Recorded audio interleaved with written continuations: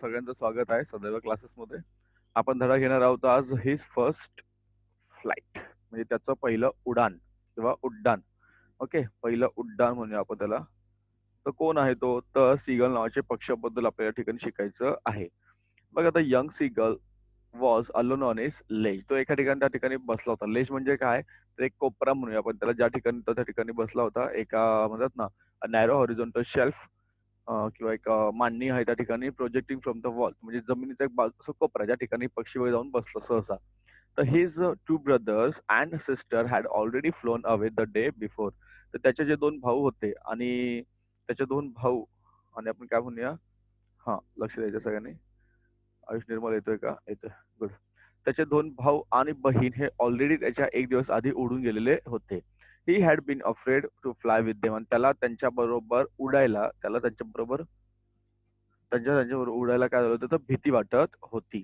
Somehow when he had taken a little run forward to brink the ledge and attempted to flap his wings, he became afraid. तरी सुद्धा त्यांनी प्रयत्न केला की तो थोडा धावत धावत आला आणि त्याने विचार केला की आपण आता उडावं आणि स्वतःचे पंख फडफडायला त्याने सुरुवात करावी. अटेम्प्ट केला, त्याने प्रयत्न केला, पण तो परत त्याच ठिकाणी तो घाबरला. The great expanse of sea stretched down beneath and it was such a long way down, miles down. आणि त्याने समोर बघितलं तर एवढा मोठा समुद्र त्याने समोर पाहिला, त्यामुळे त्याला त्या समुद्राला भीती वाटली. त्याने धसका घेतला थोडासा, थोडक्यात तो भीती वाटलेला. He felt certain that his wings would never support him. त्याला वाटलं त्याचे जे पंख आहेत, बघा त्याला काय वाटलं, त्याचे जे पंख आहेत ना, ते त्याला सपोर्ट करणार नाही, ते त्याला साथ देणार नाहीत. So he bent his head and run away back to the little hole under the ledge where he slept at night. त्यामुळे तो परत मागे फिरला तो. बरं, ही बेंट हिज हेड, त्याने डोकं वाकवलं आणि तो गपचूप मागे पळाला आणि आपल्या त्या ज्या ठिकाणी जागा होती, त्या लेकचे एक होल होतं, छिद्र होतं, म्हणजे जागा होती असं, त्या ठिकाणी जाऊन तो झोपला रात्रभर. Even Wien each of his brother and little sister, whose wings were far shorter than his own, ran to the brink, flapped their wings, and flew away, he failed to muster up courage to take that plunge which appeared to him so desperate. तर काय झालं की त्याचे भाऊ आणि बहीण यांचे जे पंख होते ते याच्यापेक्षा शॉर्टर होते, लहान होते. तरी सुद्धा त्यांना भीती वाटली नाही, पण याला भीती वाटत होती. त्यामुळे हा काय पुढे गेला नाही, उडला नाही. So his father and mother had come around, calling him shrilly, upbraiding him, threatening to let him starve on his ledge unless he flew away.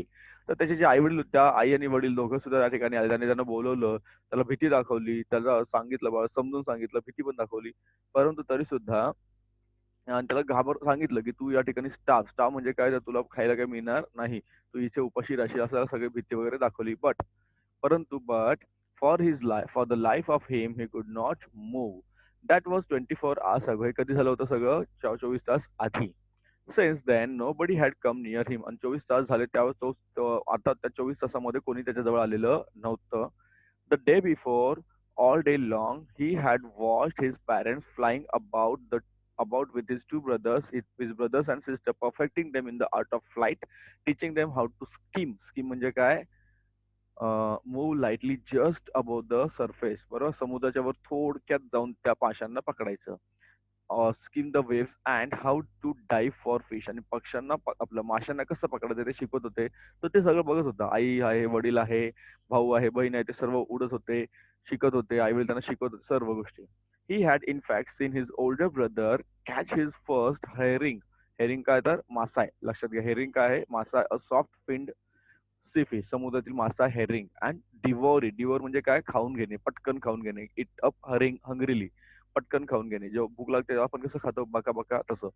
And standing on rock while his parents circle around raising a proud cackle. तर त्याने आपल्या भावाला बघितलं, तो त्याने पहिला तो मासा पकडला होता, त्याचा कोणता? हेरिंग. पहिला मासा पकडला होता herring. And all the morning the whole family had walked about on the big plateau midway down the opposite cliff, taunting him for his cowardice. आणि त्या समुद्राच्या मध्यभागी काय होतं, तर एक मोठासा खडक होता, प्लॅटो होता, मोठा खडक. त्या ठिकाणी जाऊन सगळे थांबले होते आणि याला चिडवत होते, याला टोमणा मारत. टॉन्ट म्हणजे काय? टोमणा. टोमणा मारत होते आणि याला घाबरत होते की तू किती घाबरतोस रे. कॉवर्डिस म्हणजे काय? घाबरणे, घाबरटपणा. The sun was now ascending the sky. सूर्य हळूहळू वर चालला होता. असेंडिंग म्हणजे चढता क्रम आणि डिसेंडिंग म्हणजे उतरता क्रम. तर सूर्य हळू चढता चालला होता, म्हणजे सूर्य वर चालला होता. Blazing on his ledge that face the south He felt that sorry, he felt the heat because he had not eaten since the previous nightfall. तर तो रात्रभर रात्रीपासून तो उपाशी असला, त्याला काही नव्हतं, भूक लागली होती आणि त्यामुळे त्याला जास्त ती चटके जाणवत होते उन्हाचे. He stepped slowly out of the brink out of the ledge and standing on one leg with on the other leg hidden under his wing, he closed one eye, then the other, and pretended to be falling asleep. तर त्याने काय केलं, त्या ठिकाणी तो उभा राहिला एका कोपऱ्यामध्ये आणि त्याने एक पाय वर घेतला, एक पाय वर लपवला आपल्या पंखांमध्ये आणि झोपलाय असं त्याने दाखवलं. स्टील दे लुक बघा, still they look no notice of him. परंतु त्याच्या आई वडील भाऊ बहीण त्याच्याकडे पाहिलं नाही. आई वडील भाऊ बहीण त्यांनी त्याच्याकडे पाहिलं नाही. So he saw his two brothers and sister lying on the plateau dozing with their heads sunk into their necks. His बघा, त्याने बघितलं भाऊ आणि बहीण जे होते, दोन भाऊ बहीण त्या प्लॅट्यूच्या त्या पठाराच्या तिथे जाऊन थांबले होते ते, आणि त्याने काय होते ते संक इंटू देअर नेक्स, बरोबर की नाही. तर त्याचे जे मान वगैरे त्यांनी आपल्याशी डोकं मानेमध्ये असं त्यांनी ते पेक्षांच्या बघितलं तुम्ही तिथे वाकून वगैरे ते बस त्या ठिकाणी थांबले होते. His father was preening the feathers on his white back. Only his mother was looking at him. फक्त त्याची आई त्याच्याकडे बघत होती, लक्षात घ्या. She was standing on a little high hump on the plateau, her white breast thrust forward. Now and again she tore at a piece of fish that lay at her feet and then scraped each side of the beak on the rock. The sight of the food maddened him. How he loved to tear food that way, scraping his beak now and again to wet it. तर त्या ठिकाणी पक्ष्यांचे जे काही मासे होते, ते मासे त्यांनी खात होते ते मासे. आणि ते त्यात ती जी आई आहे त्या आपल्या बाळाला बोलत होती, गा गा गा. He cried begging her to bring him some food. तो आपल्या आईला बोलत होता गा गा गा. मग त्याच्या आवाजात तो आईला बोलत होता की मला काहीतरी खायला घेऊन ये, मला काहीतरी खायला घेऊन ये. ती काय म्हटली, गाऊ कोल आहा. शी screamed back derisively, but he kept calling plaintively, and after a minute or so he uttered a joyful scream. His mother had picked up a piece of fish and was flying across to him with it.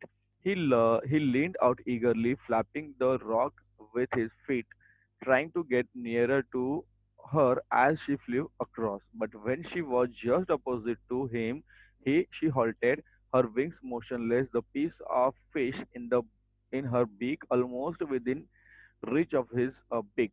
He waited a moment in surprise, wondering why she did not come nearer, and then, maddened by hunger, he dived at the fish. With a loud scream, he fell forward and downward into space.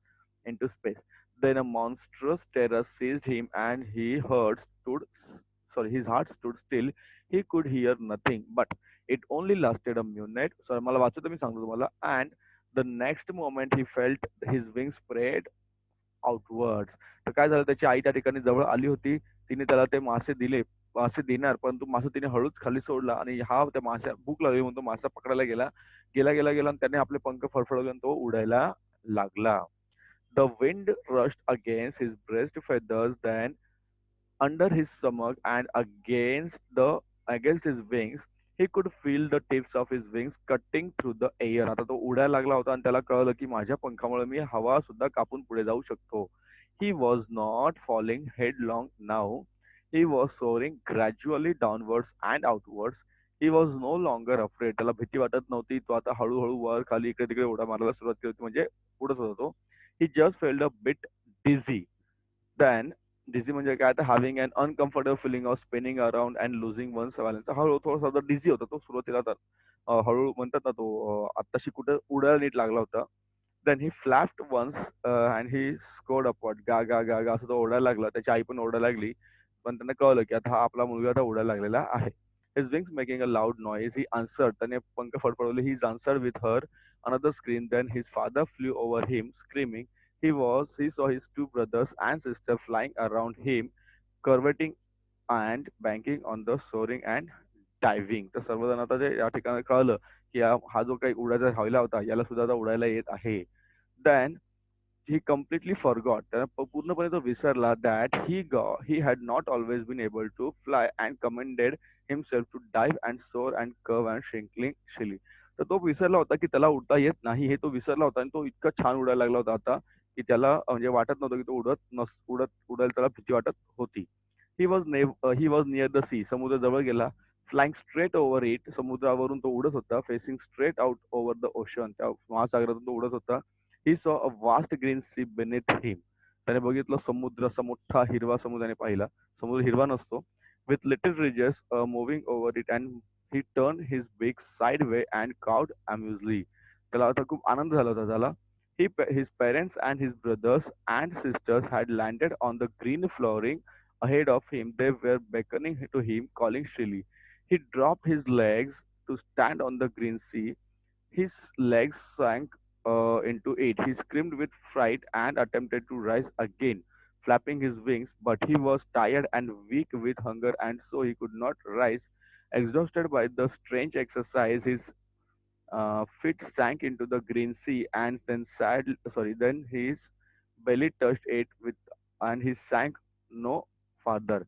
He was floating on it, and around him, his family was screaming, praising him, and their bricks were offering him scraps of dog fish. आता dog fish मध्ये त्यांनी घेतले तर तो त्या ठिकाणी आला त्याने बघितलं त्याला त्या ठिकाणी त्या समुद्रामध्ये तो गेला होता समुद्रात जाऊन त्याला काय होतं तर समुद्रात जाऊन त्याने बघा त्या समुद्रात आला होता त्या समुद्राच्या पाण्यावर सुद्धा त्याला उतरायचं असायचे सिगल पक्षी उतरतात परंतु याला थोडी भीती वाटली तो बुडणार की असं वाटत आणि तो पंख त्याने फडफडवले होते तर अशा प्रकारे ही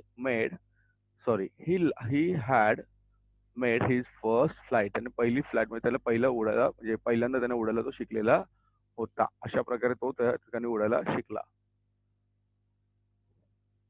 बघा थोडा ग्रामरचा पार्ट आहे तो पण आपण घेऊया होमोफोन आणि होमोग्राफ आधी झालेला आहे पण तरी सुद्धा एक रिपीट करूया आपण बघा होमोफोन आणि होमोग्राफ म्हणजे काय there are words that have same pronunciation but differ in spelling म्हणजे काय तर त्यांचा जो उच्चार असतो प्रोनाऊन्सिएशन म्हणजे उच्चारासारखा असतो परंतु त्यांचं जो स्पेलिंग असते जी काही आपण स्पेलिंग असते किंवा स्पेल त्याला आपण काय करतो वेगळ्या स्पेल असते स्पेलिंग वेगळी असते they are called as homophones त्याला होमोफोन्स म्हणतात एक्झाम्पल काय बघा फेअर त्या दोघांचा जो उच्चार आहे तो फेअर होतो कसं होतो FAIRE फेअर आणि हा सुद्धा फेअर परंतु दोघांचा अर्थ वेगवेगळा आहे पहिला फेअर म्हणजे काय आणि दुसरा फेअर म्हणजे काय याचा अर्थ वेगळा आहे इथे बघा नो तर KNOW नो आणि हा पण नो दोघांचे अर्थ वेगळे आहेत बघा उच्चार सारखा आहे पण त्याचा जो स्पेलिंग आहे ती वेगवेगळी आहे sometimes the words have the same spellings and pronunciation but can have different meanings in different situation they are known as homographs homograph म्हणजे काय स्पेलिंग पण सारखी आहे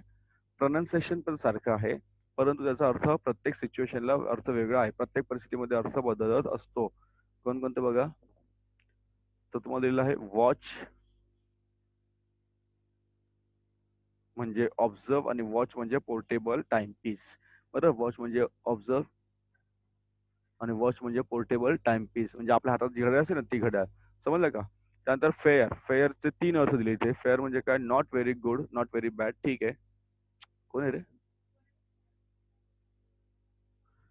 अँड एक्झिबिशन फेअर म्हणजे exhibition and sale of items आणि दुसरं fair म्हणजे काय कॉम्प्लेक्शन म्हणजे आपण म्हणतो गोरा त्याला पण फेअर म्हणतात FAI फेअर अँड लवली आठवते क्रीम तुम्हाला फेअर अँड लवली ना होमोफोन्स अँड होमोग्राफ्स त्या दोघांना आपण एकत्र काय म्हणतो होमो निम्स म्हणतो काय म्हणतो होमो निम्स राईट आता बघा अजून काही शब्द असेल तुम्हाला ब्ल्यू तर इथे तुम्हाला येणार BLEW ब्ल्यू त्यानंतर बियर इथे तुम्हाला येणार BEER एक पेय आहे देन बीट तर इथं बीट बीट